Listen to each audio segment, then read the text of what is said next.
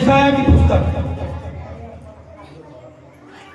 यशाया की पुस्तक उसका 61 अध्याय, 61वां अध्याय। सभी लोग ध्यान से वचन को सुनेंगे। आज का वचन परमेश्वर आपके लिए क्यों लेकर आया है। आज के वचन के द्वारा आपको कुछ सीखने को मिलेगा। और जो वचन है, जब आप ध्यान से सुनोगे तो आज परमेश्वर का आत्मा आपसे बात करेगा और आपको हर समस्याओं से हर समाधान आपका निकालेगा। आप लोगों ने पिछले हफ्ते सुना था, यही जो परमेश्वर का दास है यशाया भविष्यद्वक्ता। आप लोगों की तुलना किससे करी थी परमेश्वर के दास ने?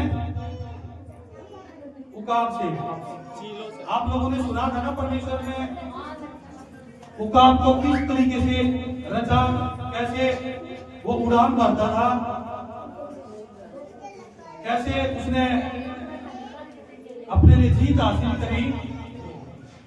आप लोगों ने पवित्र वचन से जाना, वही भविष्यद्वक्ता जिसने आप लोगों को एक उकाब के समान बोला था, उसी भविष्यद्वक्ता ने आप लोगों के लिए जो आज का वचन दिया है उसके शब्द है। और परमेश्वर उसके शब्दों को पूरा करता है। आप लोगों ने 2026 के अंदर सुना था कि जो 2026 है ये किस लिए है? नबियों के शब्दों को पूरा करने का साल। जो आप लोगों को ये 2026 दिया गया है, ये 2026 आपकी बढ़ोतरी के लिए है। हालेलुया। 2026 के अंदर परमेश्वर का जो नबी है, इसने जो शब्द दिए थे वो परमेश्वर ने पूरे किए।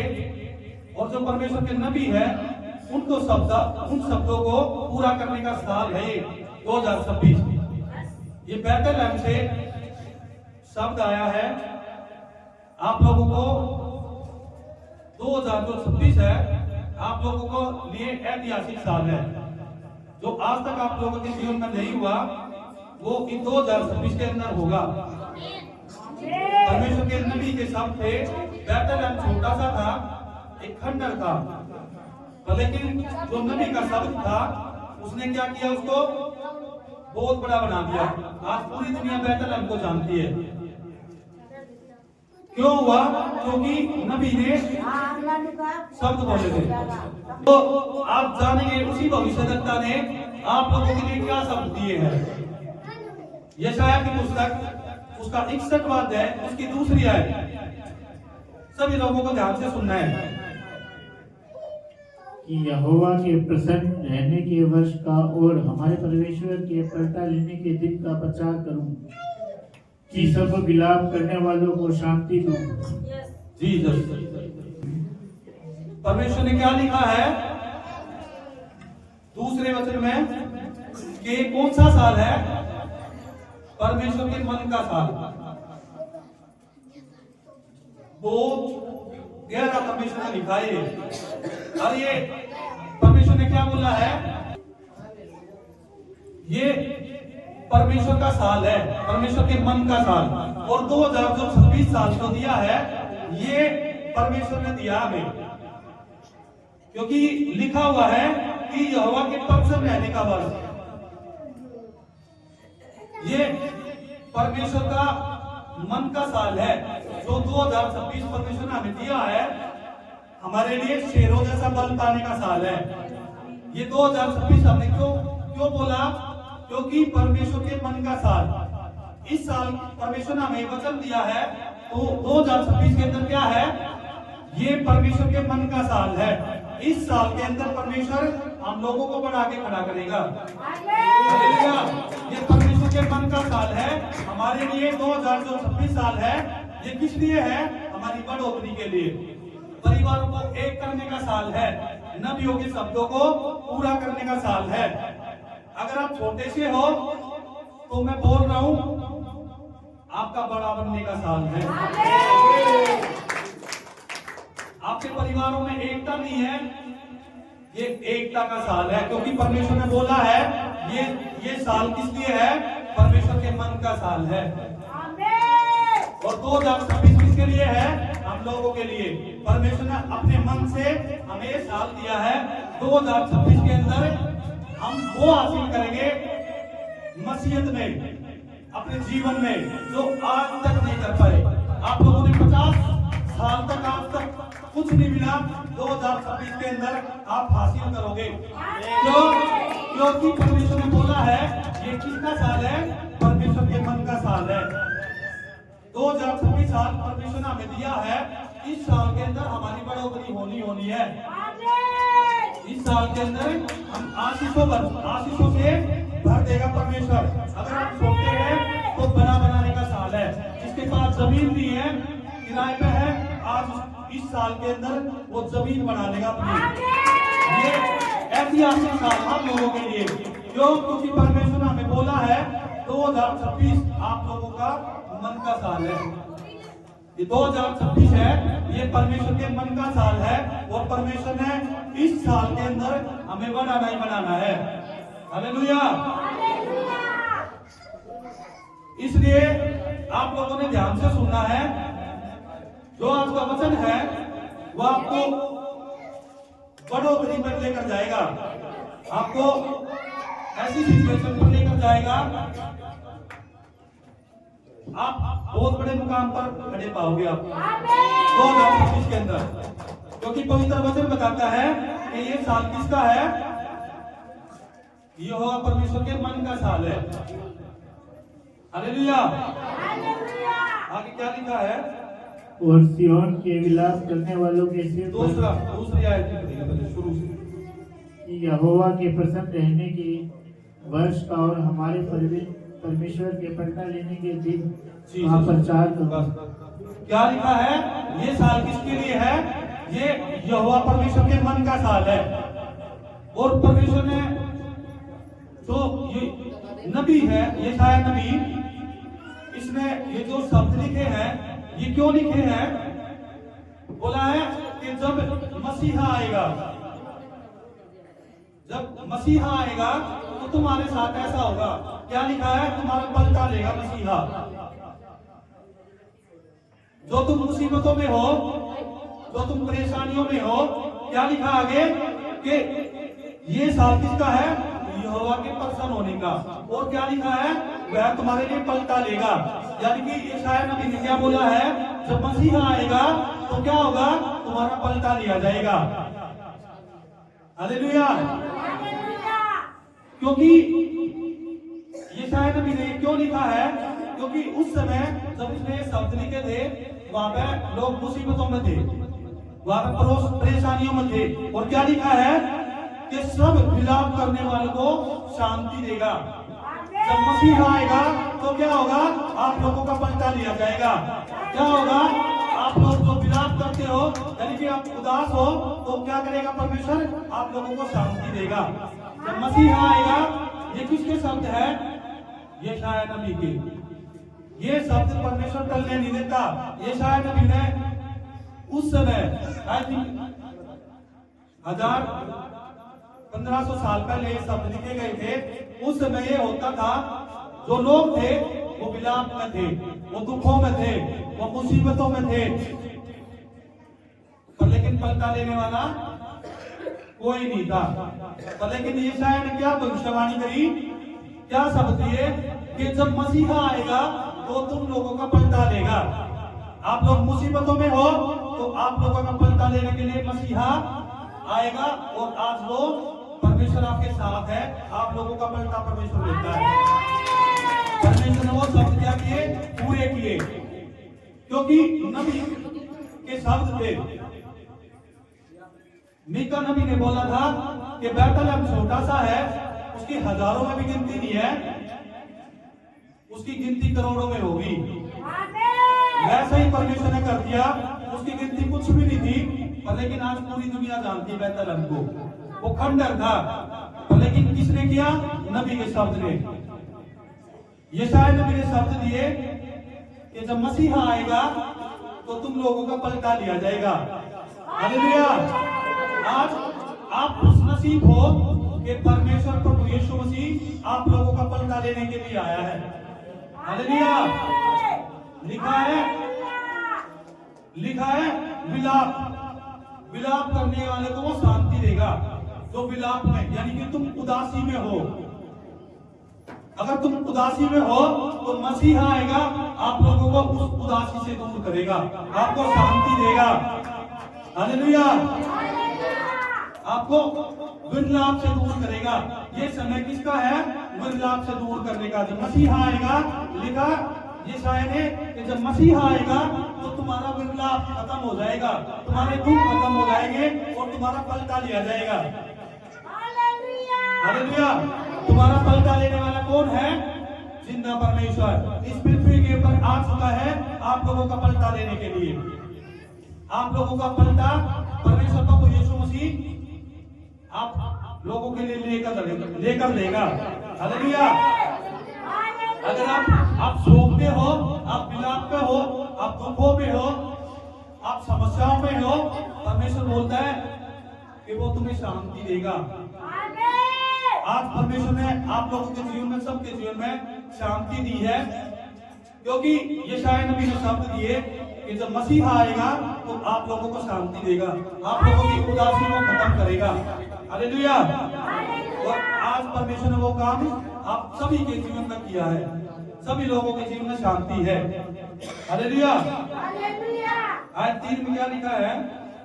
और सियोन के विलाप करने वालों के सिर पर की राख दूर करके सुंदर पगड़ी बांध दूं। जीसस।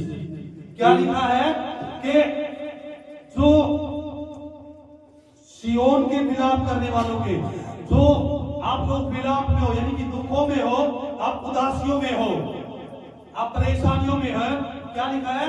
उनके विलाप को दूर करके उनके सिर से राख हटा के।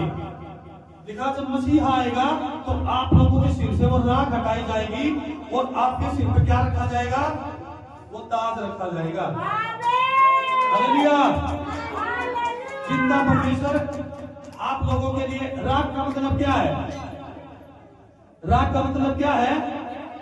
अगर आपकी इंसल्ट होती है, आप फेलियर में हो, आप कर्जों में हो, आप मुसीबतों में हो, आपका आदर नहीं होता, उस राख की परमेश्वर बात कर रहे हैं। लिखा है जब मसीहा आएगा तो तुम्हारे ऊपर से वो राख हटा के क्या करेगा?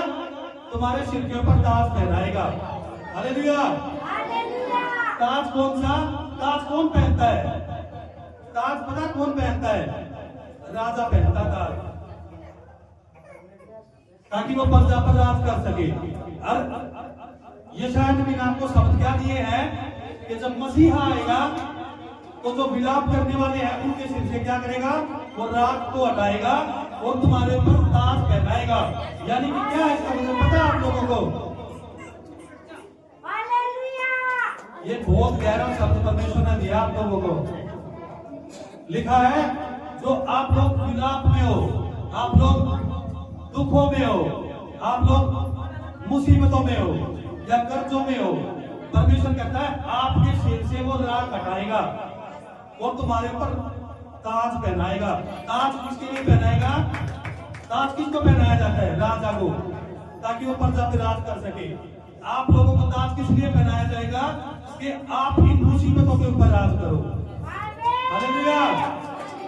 ये जो मुसीबतें आपको शोक में लेकर गई है, जो आपको विलाप में लेकर गई है, जो आपके जीवन में अशांति फैलाई है, परमेश्वर ने आपको वो शब्द दिए। लिखा जो मसीहा आएगा तो आपके सिर के ऊपर की जो राख है वो हटा दी जाएगी और आपके ऊपर सिर पे ताज पहना जाएगा, ताकि आप लोग उन मुसीबतों के ऊपर राज कर सको। आपको राज करने के लिए जिंदा परमेश्वर ने ये वचन दिए, यशायाह नबी ने शब्द दिए, ताकि आप उन बीमारियों पर राज कर सको जो आपको परेशान करती थी।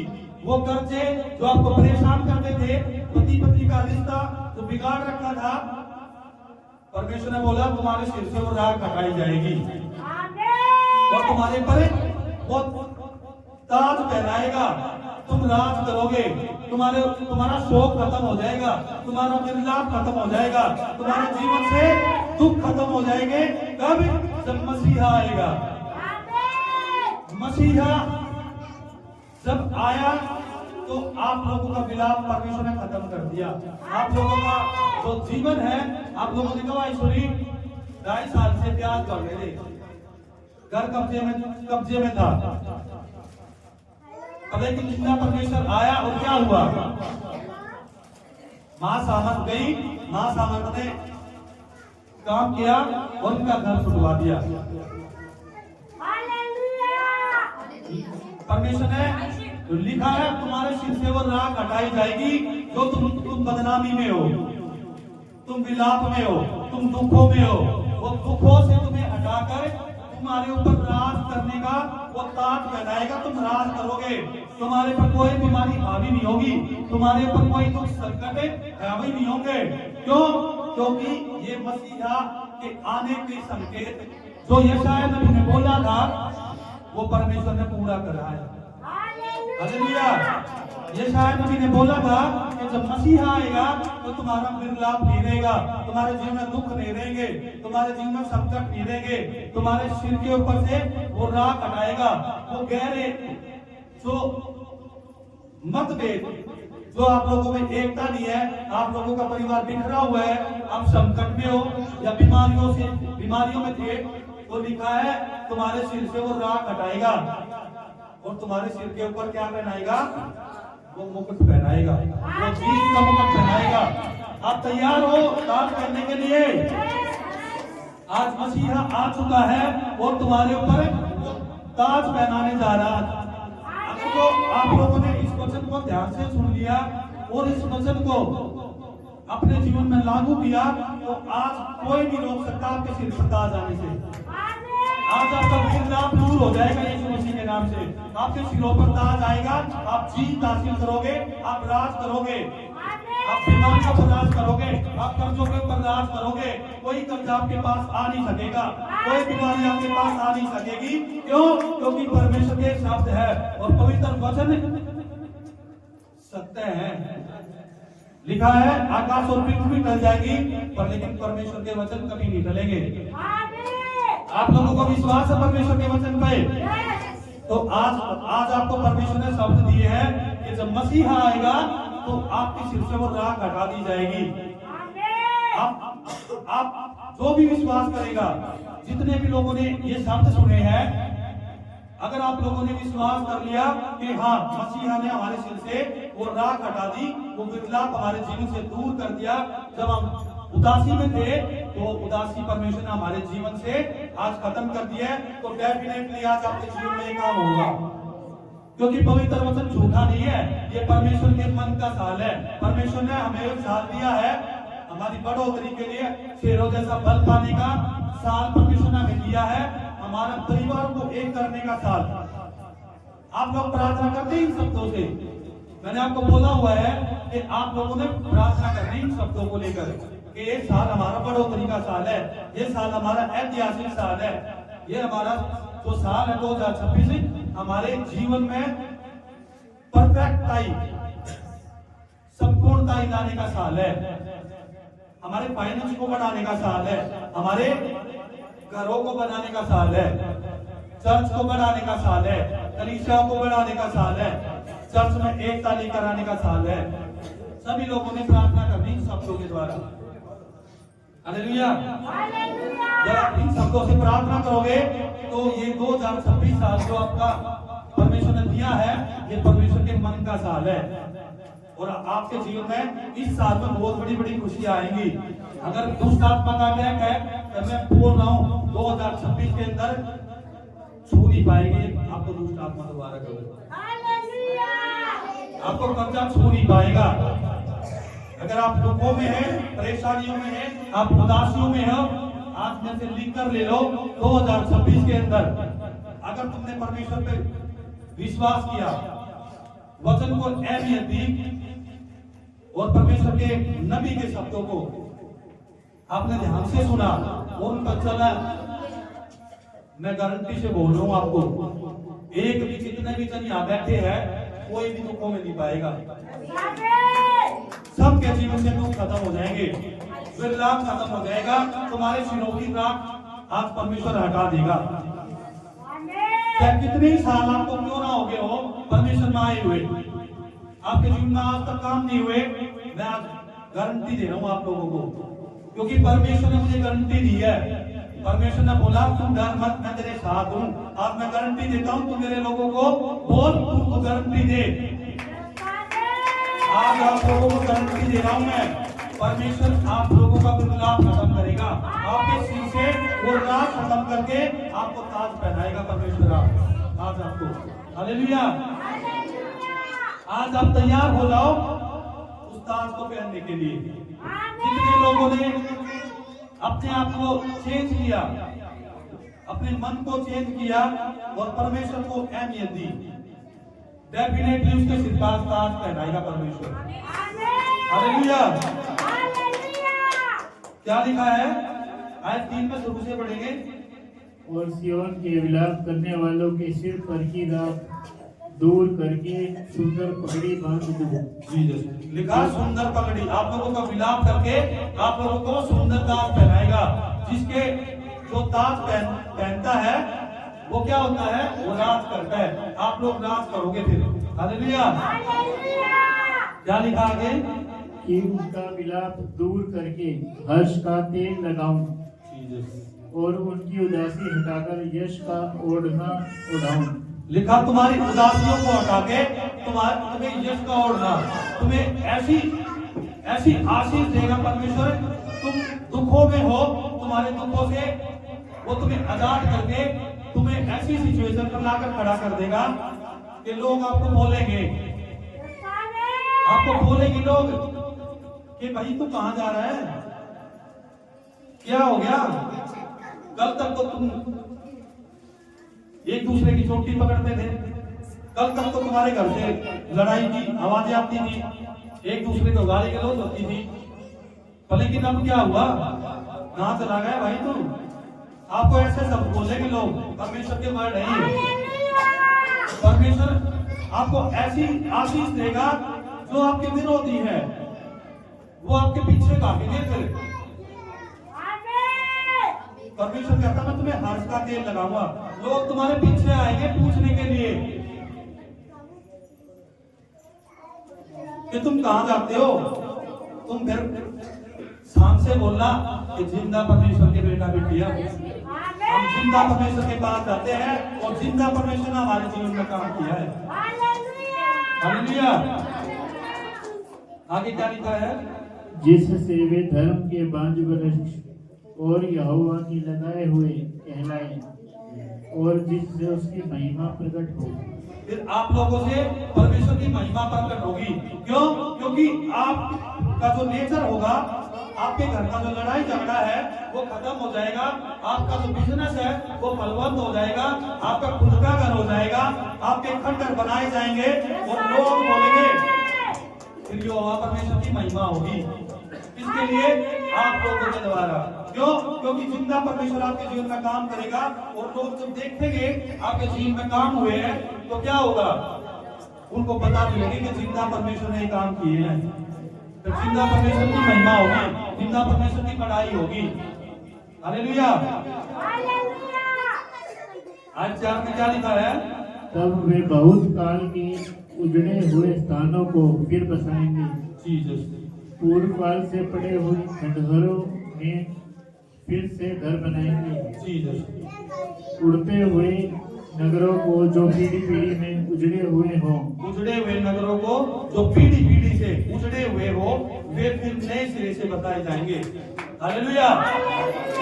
परमेश्वर ने क्या बोला है कि तुम्हारे जो खंडर है वो फिर बनाए जाएंगे। जो तुम्हारे खंडर है वो क्या करे जाएंगे? वो महल बनाए जाएंगे। देखा तुम्हारी पीढ़ी दर पीढ़ी, देखा तुम्हारी पीढ़ी दर पीढ़ी जो श्राप थे वो तोड़ दिए जाएंगे। तुम्हारे जीवन में जो विरलाप है वो खत्म कर दिया जाएगा। ये यशायाह नबी के शब्द है। ये कब होगा? जब मसीहा आएगा तो क्या होगा? वो तुम्हारे खंडरों को फिर बनाएगा। जब तुम्हारे खंडर क्या है? तुम्हारे खंडर क्या है? तुम्हारे जीवन में गड़बड़ी है,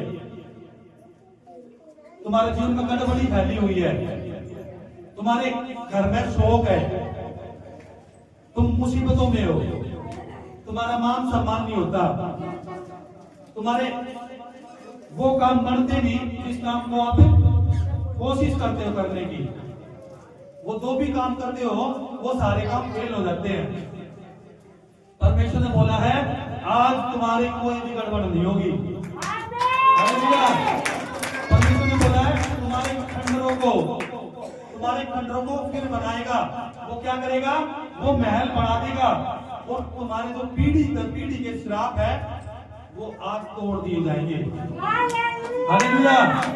आज आपके जीवन में चाहे वो दुष्ट आत्मा का आपकी पीढ़ी दर पीढ़ी श्राप है कि दुष्ट आत्मा का आपके घर में भी था, आपके परिवार में भी था, और आपके बाप दादों से जो भी श्राप थे, या कोई नशा है ना, पीढ़ी दर पीढ़ी श्राप, परमेश्वर ने बोला है वो तुम्हारे पीढ़ी दर पीढ़ी के श्राप थे जो वो आज खत्म कर दिए जाएंगे। अगर नशे की दुष्ट आत्मा ने आप लोगों को पकड़ा हुआ है आपके पूर्वजों से, परमेश्वर ने बोला है आज उन बंधनों से आप आजाद हो जाओगे। आज उस पीढ़ी दर पीढ़ी श्राप से तुम आजाद हो जाओगे। अगर लड़ाई झगड़े की शुद्ध आत्माएं आपके पूर्वजों से पकड़े हुई है, अगर हो सकता है एक्सीडेंट की भी शुद्ध आत्माएं पकड़ लेती है कि बाप एक्सीडेंट में चला गया, दादा एक्सीडेंट में चला गया, या और भी कई सारे पीढ़ी दर पीढ़ी ये श्राप होते हैं। वो एक्सीडेंट से जा रहे हैं। आप लोगों ने देखा है यहाँ पे एक चर्च में आते उसके हाथ का अटैक है, वो पीढ़ी दर पीढ़ी अटैक है वो उनका। देखा उनके कई पीढ़ियों में हाथ की प्रॉब्लम आती थी, और एक गवाही आई थी, आप लोगों ने सुना होगा कि डॉक्टरों ने बोला था उसका हाथ काट दिया जाएगा, उसका मशीन के अंदर हाथ आया था। आप लोगों ने पिछले हफ्ते भी गवाही सुनी थी, 3 महीने डॉक्टर ने दिए थे उसको, उसका हाथ काटने की बोल दी थी डॉक्टर ने। पर लेकिन परमेश्वर ने क्या किया? वो जो पूर्वजों के हाथ का जो गड़बड़ी थी, जो बंधन लगे हुए थे उनके हाथों के ऊपर, वो पीढ़ी दर पीढ़ी जो श्राप थे वो परमेश्वर ने क्या कर दिया? वो तोड़ दिए उनके श्राप। डॉक्टर ने उसको बोला था तेरा हाथ काटना पड़ेगा, तो हॉस्पिटलों में गए, दोनों में उन्होंने ऐसे ही बोला। तो लेकिन जैसे ही प्रेयर हुई, अब तीसरे हॉस्पिटल में गए, वहां पे उसका ट्रीटमेंट अच्छे से हुआ। अगर उसका हाथ की हालत कंडीशन आपको दिखा दूंगा, शायद आप लोगों को दिखाया था पिछले हफ्ते, कोई बोल नहीं सकता, उसका हाथ नहीं कटेगा, उसकी कंडीशन ऐसी थी, उसका हाथ कटना ही था। पर लेकिन परमेश्वर ने क्या बोला है कि तुम्हारे पीढ़ी दर पीढ़ी श्राप को मैं आज तोड़ दूंगा। परमेश्वर ने उनके पूर्वजों के श्राप को तोड़ा और उसके हाथ को चंगा किया, और 3 महीने का डॉक्टर ने टाइम दिया था, 1 महीने के अंदर उसका सारा जख्म ठीक कर दिया। हाथ के अंदर जो रोड थी वो रोड भी निकलवा दी परमेश्वर ने। हालेलुया। तो परमेश्वर ने क्या किया? वो पीढ़ी दर पीढ़ी जो श्राप थे उनके ऊपर वो श्राप को तोड़ दिया। अगर आपके ऊपर कोई पूर्वजों के श्राप है, वंशजों के श्राप है, तो आज वो टूटने जा रहे हैं यीशु मसीह के नाम से। आज आपका विकलाप खत्म होने जा रहा है। आज आपके सिर से वो राज को हटाकर आपको सुंदर दान पहनाएगा। आज आपका विकलाप खत्म होगा। आज आपकी उदासी जाती रहेगी यीशु के नाम से। आज आपकी पीढ़ी दर पीढ़ी जो श्राप है वो टूट जाएंगे यीशु मसीह के नाम से। मैं बोलता हूँ ये शब्द परमेश्वर ने आपके जीवन में लागू करता हूँ यीशु के नाम से। मैं बोलता हूँ प्रभु यीशु के वचन में लिखा है, वचन में लिखा है कि नबियों के शब्दों को परमेश्वर पूरा करता है। आज ये शब्द आपके जीवन में लागू हो यीशु के नाम से। मैं बोलता हूँ अगर तुम्हारे खंडर है, आज वो खंडर बनाए जाए यीशु मसीह के नाम से। आज तुम्हारा सुंदर घर बनाया जाए यीशु के नाम से। अगर तुम्हारा खंडर है तो खंडर दोबारा बना जाए यीशु मसीह के नाम से। आपके जीवन में गड़बड़ी फैली हुई है, वो गड़बड़ी खत्म हो यीशु मसीह के नाम से, और तुम्हारा सुंदर सुंदर महल बने यीशु मसीह के नाम से। आप तुम्हारे जीवन में वो सारा विलाप जाता रहे और तुम सुंदर पगड़ी पहन पाओ यीशु के नाम से। आज तुम्हारा जीवन उन मुसीबतों से बाहर निकले और तुम्हारा जीवन ब्लेसिंग पाए यीशु मसीह के नाम से। आज तुम्हारा वो खंडर है वो टूट जाए और सुंदर महल बनने पाए यीशु के नाम से। आज तुम्हारा पीढ़ी दर पीढ़ी जो श्राप है वो टूट जाए और तुम आशीषों से भर जाओ यीशु के नाम से।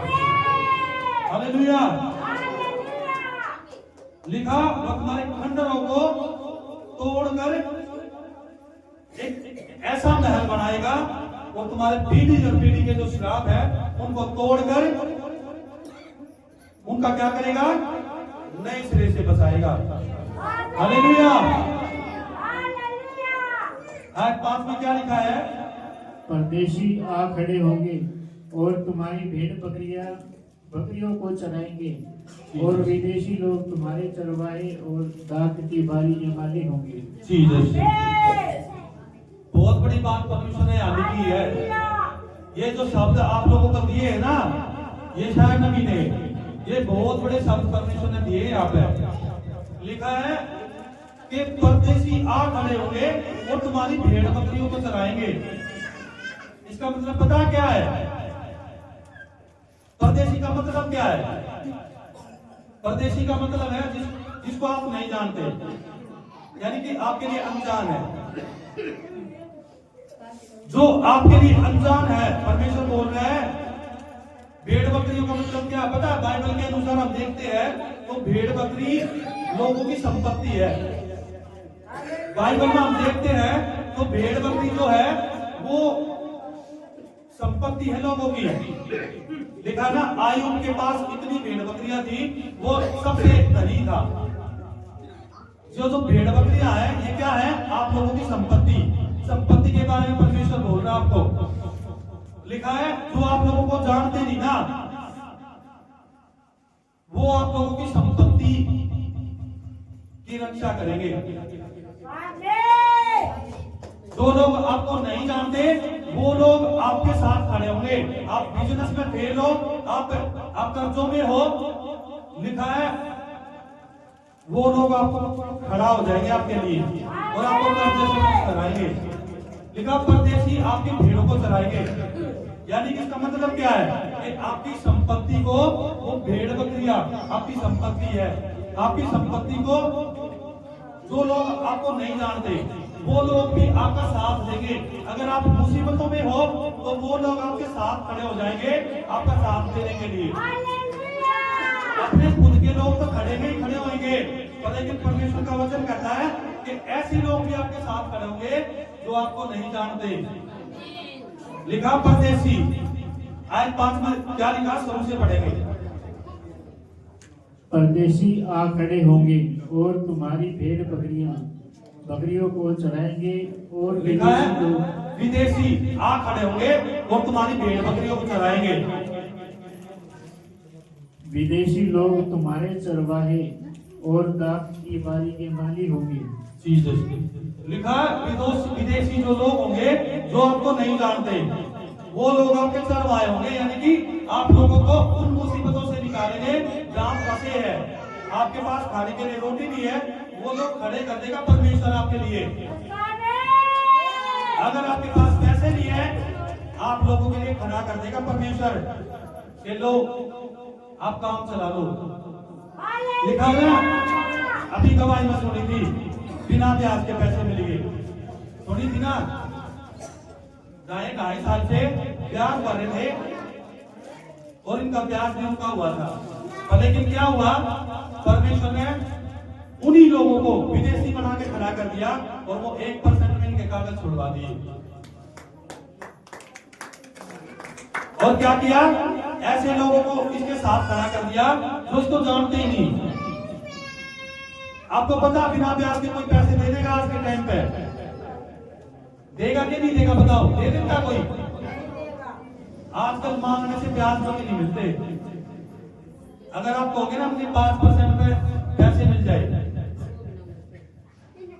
कोई भी नहीं देगा। आप एक बार ट्राई करके देखो। पर लेकिन क्या हुआ, जब मसीहा आएगा तो क्या होगा, जो मसीह के लोग होंगे वही लोग आपके साथ खड़े होंगे। वो लोग आपको पैसे भी देंगे, आपका कर्जा भी उतरवाएंगे और आपको उन मुसीबतों से भी बाहर निकालेंगे। क्योंकि अभी तक आप लोगों को नहीं पता था, लेकिन ये पवित्र वचन परमेश्वर ने दिया है। जब आप प्रार्थना करोगे इन वचनों के द्वारा, जब आप बोलोगे, जब आप मुसीबतों में होगे, तो आप जब बोलोगे कि परमेश्वर आपके शब्द है कि जब मसीहा आएगा तो परदेशी लोग हमारी भेड़ बकरियों को चराएंगे, तो परमेश्वर आपके साथ ऐसे जन खड़े कर देगा, आपको उन मुसीबतों से बाहर निकालेगा। क्योंकि पवित्र वचन आप लोगों के सामने आया है। ये वचन आपको उन मुसीबतों से बाहर निकालने के लिए तैयार खड़ा है और आप भी उन मुसीबतों से बाहर निकलोगे। हालेलुया। आगे क्या लिखा है, पर तुम यहोवा के याजक कहलाओगे, वे तुमको हमारे परमेश्वर के सेवक कहेंगे।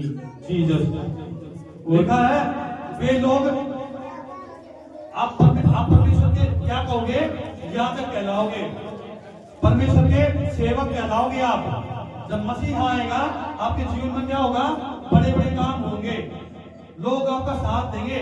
जो आपको नहीं जानते वो लोग भी आपका साथ देने के लिए खड़े हो जाएंगे। हालेलुया। आपकी हर सिचुएशन में मसीहा लोगों को खड़ा कर देगा ताकि आपको उस मुसीबत से बाहर निकाले। हालेलुया। आप क्या होंगे, आप परमेश्वर के याजक कहलाओगे। हालेलुया। और क्या लिखा है कि तुम परमेश्वर के याजक कहलाओगे, तुम परमेश्वर के सेवक कहेंगे लोग तुम्हें परमेश्वर के। और क्या लिखा है, तुम जाति जाति की धन संपत्ति को खाओगे। हालेलुया। परमेश्वर ने इतने बड़े शब्द दिए हैं कि तुम जाति जाति की संपत्ति को खाओगे। लोग यानी कि तुम्हारे साथ खड़े होंगे। जब तुम मुसीबतों में होगे तो लोग आपका साथ देंगे। ये वचन आपको जीवन देंगे, उन मुसीबतों से बाहर निकालेंगे। क्यों? क्योंकि मसीहा जब आएगा तो ये आपके साथ होना ही होना है। क्योंकि ये एक नदी के शब्द है। हालेलुया। और क्या लिखा आगे, और तुम अन्य जातियों की धन संपत्ति को खाओगे और उनके वैभव की वस्तुएं पाकर तुम बड़ाई करोगे। ऐसा तुम्हारी नामधराई की संति दूसरा भाग मिलेगा। अनादर की दूना है, देखा, तुम्हारी नामधराई के बदले दूना भाग मिलेगा। यानी कि तुम मुसीबतों में हो, तुम्हारा कुछ भी खो गया है, तुम्हारा कुछ भी नुकसान हुआ है, तो परमेश्वर ने क्या बोला है कि तुम्हें दुगना मिलेगा। हालेलुया। यानी कि आपको दुगना हासिल होगा। आप मुसीबतों में हो, आपका कुछ भी नुकसान हुआ है, आपका कुछ भी खोआ है, तो परमेश्वर कहता आपको दुगनी आशीष देगा, आपको दुगना मिलेगा। हालेलुया। आगे, अनादर की संति तुम अपने भाग के कारण जय जयकार करोगी। अगर तुम्हारा अनादर हुआ है तो तुम जय जयकार करोगे। परमेश्वर तुम्हारे अनादर को आपका ओनर बना के खड़ा कर देगा। जब तुम्हारा ओनर नहीं हो रहा, तुम्हारा डिसओनर होता है। आपके घरों के अंदर, आपके परिवार के अंदर आपके बच्चे आपका डिसओनर कर रहे हैं, आपके रिश्तेदार, आपके पड़ोसी आपका डिसओनर कर रहे हैं, तो नबी के शब्द है जब मसीहा आएगा तो क्या होगा, तुम्हारा डिसओनर ओनर में बदल जाएगा। हालेलुया। तुम ओनर के हकदार होगे, तुम्हारा डिसओनर खत्म हो जाएगा और तुम ओनर के हकदार होगे। हालेलुया। और क्या करेंगे, तुम जय जयकार करोगे। लिखा है अपने देश में दूने भाग के अधिकारी होगे। हालेलुया। यानी कि जो तुम्हारा है उसका दुगने के अधिकारी हो गया। ये जब मसीहा आएगा, जब ये लिखा हुआ है एक ऐसा भविष्यवक्ता ने शब्द कब लिखे जब वो विलाप में थे, वहां पे दुख थे, परेशानी थे, वहां पे हो रहे थे सारे संकट।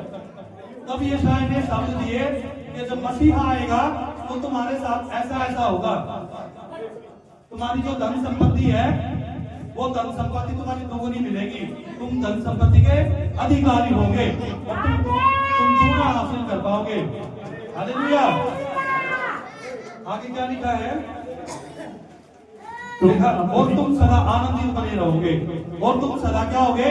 आनंद में बने रहोगे। तुम्हारे ऊपर शोक ना होगा, तुम्हारे ऊपर विलाप ना होगा, तुम्हारे ऊपर उदासी ना होगी। जब मसीह आएगा तो तुम्हारी उदासियां जाती रहेंगी, तुम्हारा विलाप जाता रहेगा, तुम्हारा शोक जाता रहेगा, और तुम्हारे सिर से मसीह क्या करेगा? उस रात को हटाकर सुंदर ताज पहनाएगा, और तुम्हारे जीवन से वो विलाप हटा के क्या करेगा? तुम्हें आनंदित बना देगा। आज तुम आनंदित होने जा रहे हो यीशु मसीह के नाम से। अगर आपकी नाम दवाई है, आपकी नाम दवाई हुई है, आप दुष्ट आत्माओं ने पकड़े हुए हैं, मैं बोल रहा हूँ इन शब्दों को तुम्हारे ऊपर लागू करता हूँ।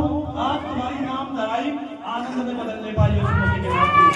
ये शब्द आपके जीवन में पूरे हो, आप दुष्ट आत्माओं से आजाद हो यीशु मसीह के नाम से। अगर आपका जीवन फेलियर में है, आपका निरादर होता है, आपके जीवन में शब्द लागू करता हूँ, आपका नाम दराई जाता है और आपका आदर होने पाए यीशु मसीह के नाम से। मैं बोलता हूँ आपका निरादर जाता रहे यीशु मसीह के नाम से, आपका ऑनर हो यीशु मसीह के नाम से, तुम्हारे जीवन से वो विलाप जाता रहे और तुम आनंदित हो यीशु मसीह के नाम से। तुम्हारे सिर से वो राख हटा के तुम्हें सुंदर ताज पहनाए यीशु मसीह के नाम से। मसीहा तुम्हारे जीवन में आए और ये सारे शब्द आपके जीवन में पूरे हो यीशु के नाम से। हालेलुया। आज परमेश्वर ने इन वचनों के द्वारा आपको सुंदर ताज पहनाया है, आपके जीवन से वो उदासी हटाई है, वो विलाप हटा दिया है, तुम्हारे सिर से वो राख हटाकर तुम्हारे सिर के ऊपर वो ताज पहना दिया है, वो मुकुट पहना दिया है, तुम्हें राज करने के लिए खड़ा कर दिया है, तुम आनंदित होने के लिए खड़ा कर दिए गए हो। हालेलुया। आगे क्या लिखा है? क्योंकि मैं यहोवा न्याय से प्रीति रखता हूँ, जीसस। मैं अन्याय और डकैती से घृणा करता हूँ। जीसस। परमेश्वर क्या कहता है? मैं न्याय से प्रेम करता हूँ और उस डकैती से घृणा करता हूँ। तो लोग क्या करते हैं? लोगों को ठोकर खिलाने का कारण बनते हैं, या गलत संगति में जाते हैं, गलत काम करते हैं, परमेश्वर से दूर जाते हैं। परमेश्वर कहता है कि मैं उनसे घृणा करता हूं। अगर आपके जीवन में ये काम है, आज ही खत्म कर दो, क्योंकि परमेश्वर ने बोला है तुम्हारे जीवन में कब लागू होंगे? जब आप इन कामों से दूर होगे। आप लोगों को पता है, आप किसी गरीब आदमी को सता सकते हो,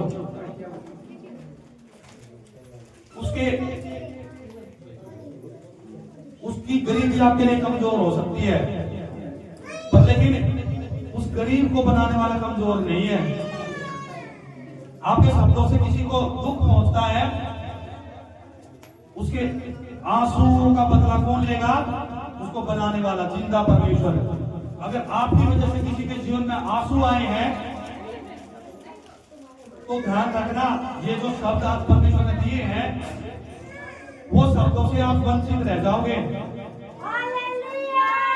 और आपके जीवन में ये शब्द काम नहीं करेंगे, क्योंकि परमेश्वर ने बोला है कि मैं न्याय से प्रेम रखता हूं और डकैतियों से, जो डकैती करते हैं, जो गलत गंदे काम करते हैं, कहता परमेश्वर मैं उनसे घृणा करता हूं। अगर आपकी वजह से, आपके शब्दों की वजह से, आपके बिहेवियर की वजह से किसी का दिल दुखता है, आप किसी की ठोकर का कारण बनते हो,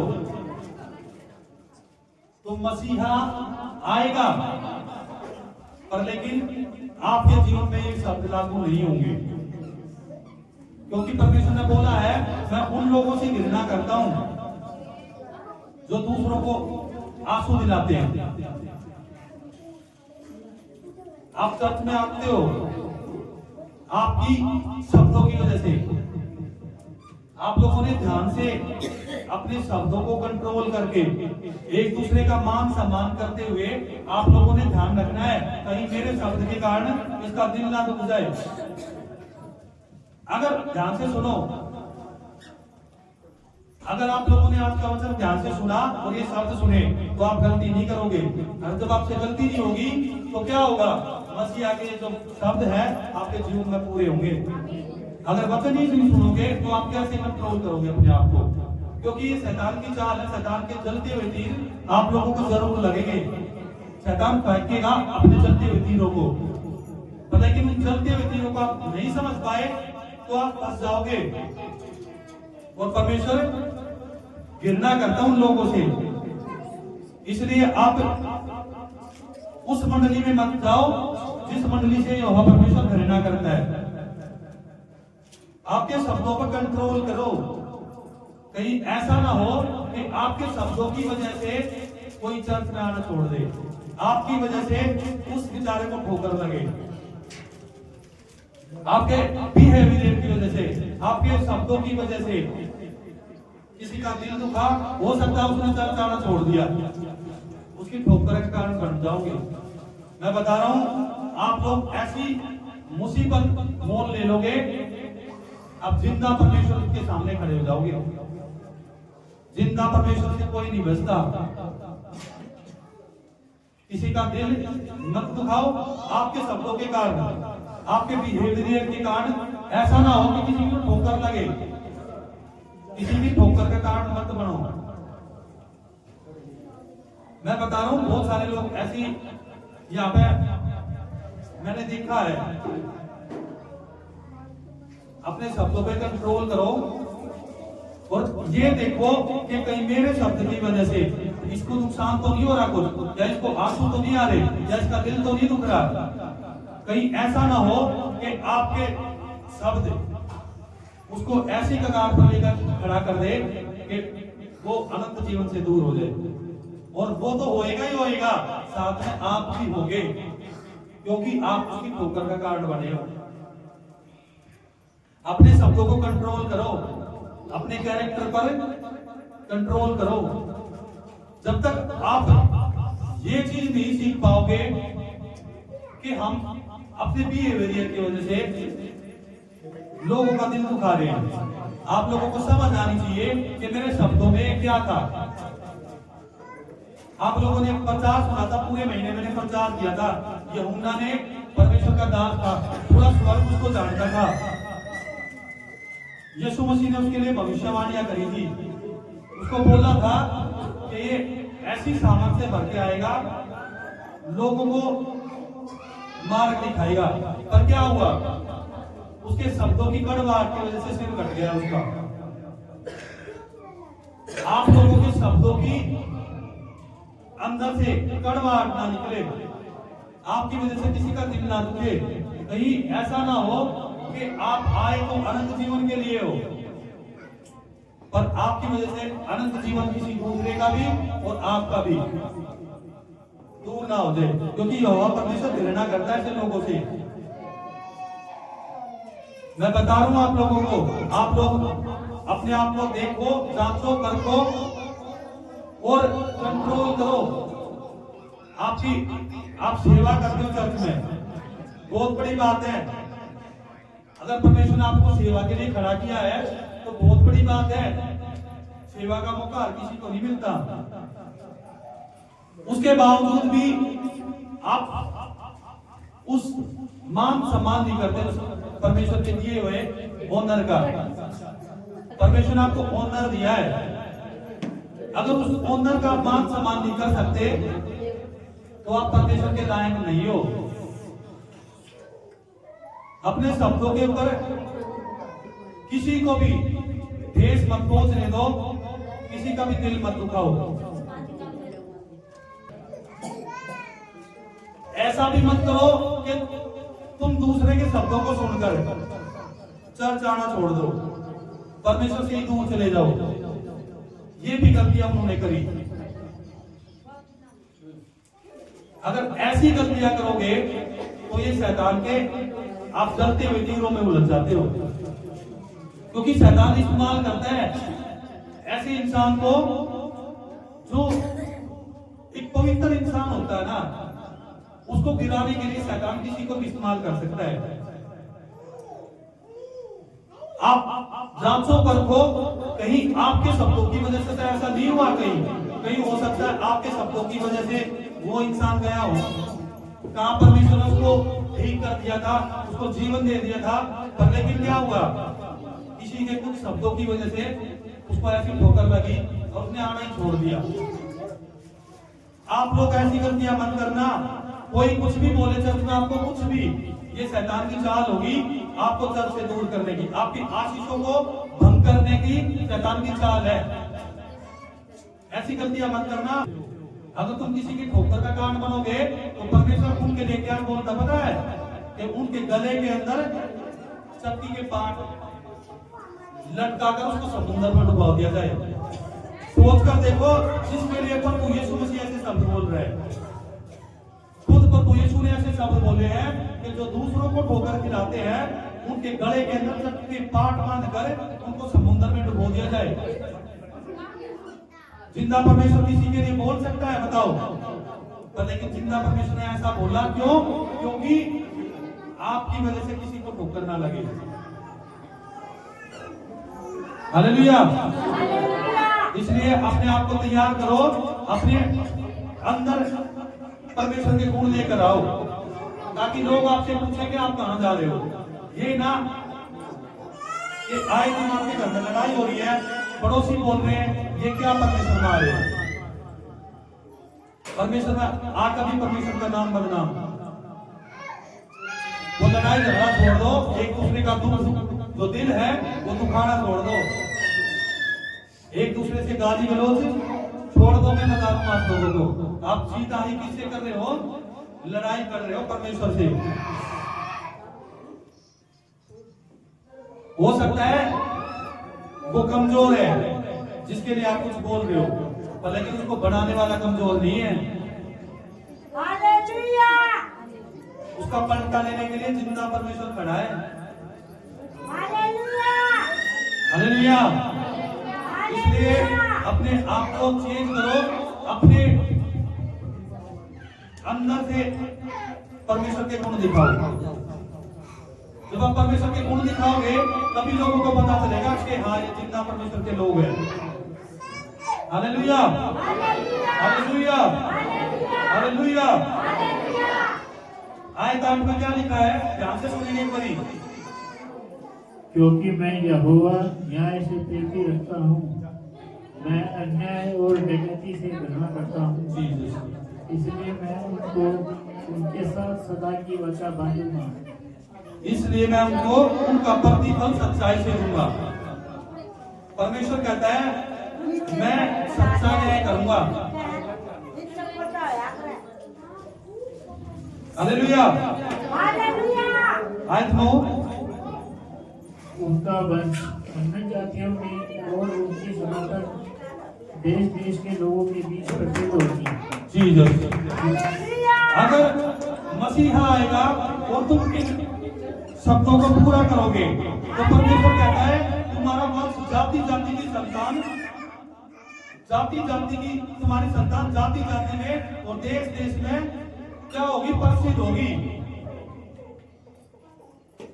लोग तुम्हें जानेंगे कि जिंदा परमेश्वर के लोग हैं। हालेलुया। वो कहा है जितने उनको देखेंगे पहचान लेंगे कि यह वंश, यह वह वंश है जिसको परमेश्वर ने आशीष दी है। हालेलुया। परमेश्वर ने पवित्र वचन में लिख दिया है, अगर आप डकैती से, गलत और गंदे कामों से दूर हो तो लोगों के अंदर आप प्रसिद्ध होगे, लोग आपकी मिसाल देंगे और सब लोग जान लेंगे कि आप जिंदा परमेश्वर की संतान हो। हालेलुया। हालेलुया। इसलिए तैयार हो जाओ, परमेश्वर ने आप लोगों के लिए शब्द दिए हैं। आपका जो विलाप का समय था वो खत्म हो गया है। आपके सिर पे जो रात थी वो परमेश्वर हटा के आपको सुंदर ताज पहनाने जा रहा है। Hallelujah, hallelujah, hallelujah. तो यीशु मसीह की जय। सभी लोग जोर से तालियां बजाएंगे।